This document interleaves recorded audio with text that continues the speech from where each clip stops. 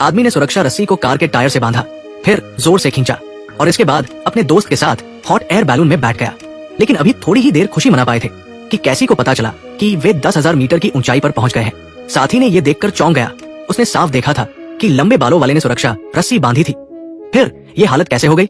हालांकि लंबे बालों वाले ने कहा कि उसने रस्सी का सिर्फ एक सिरा टायर से बांधा था। उसे नहीं पता था कि दूसरा सिरा बैलून से भी बांधना है। दर्शन इस नासमझ दोस्त से बहुत गुस्सा हो गया और गुस्से में उसने तुरंत लंबे बालों वाले से लड़ाई शुरू कर दी। लेकिन जैसे ही दोनों आपस में भिड़े, एक दूसरी महिला लिसा को अचानक एक डरावना दृश्य दिखाई दिया। उसने देखा कि बैलून जिस दिशा में जा रहा था वहाँ सामने एक बड़ा पवन ऊर्जा क्षेत्र था, जिसके तेज धार वाले पंखे कुछ ही मिनटों में उन्हें मिर्ची की चटनी बना सकते थे। ये देखकर सभी लोग घबरा गए। अगर इसी तरह चलता रहा तो कुछ ही मिनटों में उनकी जान चली जाएगी। इस संकट के समय दर्शन ने अचानक एक तरकीब सोची। उसने पहले जोर से बैलून की गति बढ़ाई ताकि वो ऊंचा उठकर पंखों से बच सके। फिर सभी को टोकरी में सिकुड़ने और शरीर को स्थिर रखने के लिए कुछ भी पकड़ने को कहा और निराशा में मौत का इंतजार करने लगे। तभी उनके ठीक नीचे एक लड़के ने उन्हें देखा। उसे लगा कि ये लोग रोमांच के शौकीन हैं और उसने तुरंत अपना फोन निकालकर उनकी तस्वीर खींची और दोस्तों के बीच शेयर कर दी। उसे नहीं पता था कि टोकरी में मौजूद लोग इस वक्त भयंकर खतरे में हैं। कुछ मिनटों तक इसी डर में गुजरने के बाद कैसी को अचानक लगा कि बाहर की हलचल बंद हो गई है। ऐसा लग रहा था कि वे पवन ऊर्जा क्षेत्र को सुरक्षित पार कर चुके हैं। लेकिन अभी वे खुश भी नहीं हो पाए थे कि बड़े बल के कारण लंबे बालों वाला बेरमी से टोकरी से बाहर उछल गया। इस वक्त बैलून अभी भी ऊंचा उठ रहा था। जब सबने होश संभाला तो कैसी को अचानक दिखा कि दर्शन की जांघ में एक लकड़ी चुभ गई थी। अगर इसे जल्दी न बांधा गया तो वो मर जाएगा। ये सोचकर उसने बिना देर किए लिसा से पास रखा प्राथमिक चिकित्सा किट मंगवाया। अच्छी बात यह थी कि कैसी ने नर्सिंग की पढ़ाई की थी और उसके लगातार प्रयासों से आखिरकार दर्शन के घाव को बांधकर उसकी जान बचा ली गई। लेकिन अभी वे संभल भी नहीं पाए थे कि कैसी को पता चला कि लंबे बालों वाला मरा नहीं था। दरअसल गिरते वक्त उसने आखिरी पल में एक रस्सी पकड़ ली थी, जिससे वो चमत्कारिक रूप से बच गया। अपने दोस्त को जिंदा देखकर दोनों महिलाएं बहुत खुश हुई। लिसा ने तुरंत हाथ बढ़ाकर लंबे बालों वाले को पकड़ने की कोशिश की, लेकिन दूरी ज्यादा होने के कारण कई बार कोशिश करने के बाद भी वो सफल नहीं हुई। जब रस्सी फिर से पास आई तो लिसा ने डरावने ढंग से देखा कि उसका दोस्त थककर नीचे गिर गया। अपनी आंखों के सामने उसे मरते देख लिसा बहुत दुखी हो गई। लेकिन पास खड़ी कैसी ने उसे तुरंत सांत्वना दी कि अगर लंबे बालों वाली की लापरवाही न होती तो वे इस हाल में न होते। ऐसा मूर्ख मर गया तो मर गया, इसमें दुखी होने की कोई बात नहीं। ये सुनकर लिसा को थोड़ा सुकून मिला। इस वक्त बैलून अभी भी ऊंचा उठ रहा था।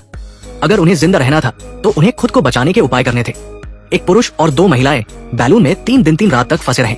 लेकिन जब वे पूरी तरह निराश हो गए थे तो अचानक एक महिला को दूर से एक नौका दिखाई दी। सभी बहुत खुश हुए और नौका की ओर हाथ हिलाकर मदद मांगने लगे। ऊपर वाले की मेहरबानी से नौका पर मौजूद लोगों ने भी जल्दी ही हवा में बैलून को देख लिया। टोकरी में 2 महिलाओं को हाथ हिलाते देख उन्हें लगा कि वे अभिवादन कर रही हैं और शिष्टाचार में उन्होंने भी हाथ हिलाकर जवाब दिया। लेकिन तभी बैलून में मौजूद पुरुष भी मदद के लिए उठना चाहता था, पर अचानक वो ठीक से खड़ा न हो सका। अब सबके फोन की बैटरी कितनी है कमेंट में बताएं। एक ही बैटरी प्रतिशत वाले दोस्त बन सकते हैं। दर्शन इस तरह जोर से समुद्र में गिर गया। ये देखकर लिसा ने जल्दी से सुरक्षा रस्सी फेंकी, लेकिन वो इतनी लंबी नहीं थी। जब दोनों घबराहट में समझ नहीं पा रहे थे कि क्या करें तो कैसी को अचानक दिखा कि दर्शन समुद्र में डूब गया और मर गया। अपने दोस्त को अपनी आंखों के सामने मरते देख दोनों फिर से टूट गई। लेकिन नौका पर मौजूद यात्रियों को बिल्कुल भी नहीं पता था कि बैलून से दर्शन समुद्र में गिर गया है। वे अपनी छुट्टियों का मजा ले रहे थे और ऊपर 2 महिलाओं के खतरे से अनजान थे। लेकिन इस निराशा के बीच कैसी ने थोड़ा सोचने के बाद एक साहसी विचार अपनाया। उन्होंने पहले टोकरी के बाहर लगे विज्ञापन के कपड़े की रस्सी खोली। फिर लिसा ने उल्टा लटक कर उस एकमात्र सफेद कपड़े को निकाला। इसके बाद कैसी ने जल्दी से अपनी लिपस्टिक निकाली और कपड़े पर मदद का संदेश लिखने की कोशिश की। लेकिन हैरानी की बात यह थी कि लिपस्टिक से सिर्फ एक अक्षर ही लिखा जा सका। इस टूटन के बीच कैसी ने अचानक एक तरकीब सोची। उसने जमीन पर पड़ी कैंची उठाई और बिना सोचे अपनी हथेली में चीरा लगा दिया। इस असहनीय दर्द को सहते हुए उसने खून से एक पूरा मदद का संदेश लिखा। लेकिन फिर भी नौका पर मौजूद लोग इसे नोटिस नहीं कर सके और अपने मजे में मगन रहे। उन्हें बिल्कुल नहीं पता था कि बैलून पर 2 महिलाएं मदद की कर रही हैं। नौका को धीरे धीरे दूर जाते देख कैसी और लिसा फिर से टूट गई।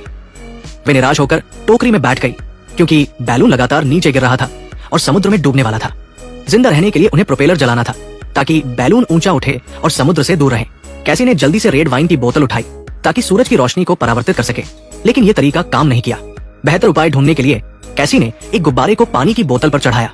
जब गुब्बारा हवा से भर गया तो लिसा ने अपने पर्स से एक नोट निकाला। सूरज की रोशनी से नोट जल्दी ही जल गया और अपनी जबरदस्त जीवित रहने की इच्छा के बल पर उन्होंने प्रोपेलर को फिर से जलाया, जिससे उन्हें थोड़ी राहत मिली। लेकिन उन्हें नहीं पता था कि इससे भी बड़ी मुसीबत उनका इंतजार कर रही थी। दोनों महिलाएं बैलून में 3 दिन 3 रात तक फंसी रहीं। लेकिन जब वे पूरी तरह हताश हो गई थी तो लिसा को अचानक एक विचार आया। उसने फोन का पिछला कवर खोला और अपने साथी को बताया कि फोन का एंटीना पीछे होता है। फिर उसने स्टील की छड़ से एक तार निकाला और उसे फोन के एंटीना से जोड़ा। और हैरानी की बात यह थी कि फोन में सिग्नल आ गया। कैसी ने तुरंत अपनी लोकेशन अपनी छोटी बहन को भेजी, लेकिन तभी फोन की बैटरी खत्म हो गई और यह पक्का नहीं था कि लोकेशन भेजी गई या नहीं। बैलून लगातार नीचे गिर रहा था और जिंदा रहने के लिए दोनों ने अपने कपड़े उतारे और टोकरी के किनारे पर चढ़ गई। बैलून के समुद्र में डूबने से पहले उन्होंने जल्दी से बैलून का निचला हिस्सा खोल दिया, जिससे टोकरी समुद्र की सतह पर तैरने लगी। लेकिन फिर भी वे खतरे से बाहर नहीं थी। बड़े बल के कारण टोकरी उनका वजन सहन नहीं कर सकी और समुद्र में डूब गई। ये देखकर पहले से निराश दोनों और भी हताश हो गई। लेकिन संकट के समय टोकरी में रखा ऑक्सीजन सिलेंडर पानी की सतह पर तैरने लगा, जिससे उन्हें थोड़ी राहत मिली। लेकिन ये कोई स्थायी उपाय नहीं था। समुद्र में ज्यादा देर तक तैरते न रहने के कारण लिसा अब टिक नहीं पा रही थी। इस हालत में ज्यादा देर तक वे नहीं बच पाएंगी और मर जाएंगी। लेकिन इस संकट के समय उन्हें अचानक दूर से एक नौका दिखाई दी। दोनों बहुत खुश हुई और नौका की ओर जोर जोर से चिल्लाकर मदद मांगने लगी। लेकिन निराशाजनक बात यह थी कि वे बहुत छोटी थी और नौका उनके पास से गुजर गई, लेकिन उन्हें कोई नहीं देख पाया। नौका को धीरे धीरे दूर जाते देख दोनों पूरी तरह टूट गई। अब उनके पास कोई रास्ता नहीं था सिवाय मौत का इंतजार करने के। लेकिन इस निराशा के बीच उन्हें अचानक दूर से कुछ आवाज सुनाई दी। दरअसल कैसी की छोटी बहन को लोकेशन मिल गई थी और वो तुरंत एक नाव लेकर अपनी बहन को बचाने आई थी। दूर से नाव को देखकर लिसा ने जल्दी से अपनी मेकअप मिरर निकाली और सूरज की रोशनी के परावर्तन से आखिरकार उन्हें नाव ने देख लिया। कई दिनों तक बैलून में फंसे रहने के बाद अपनी मजबूत इच्छा शक्ति के बल पर दोनों आखिरकार बच गई। इसके साथ ही फिल्म खत्म होती है।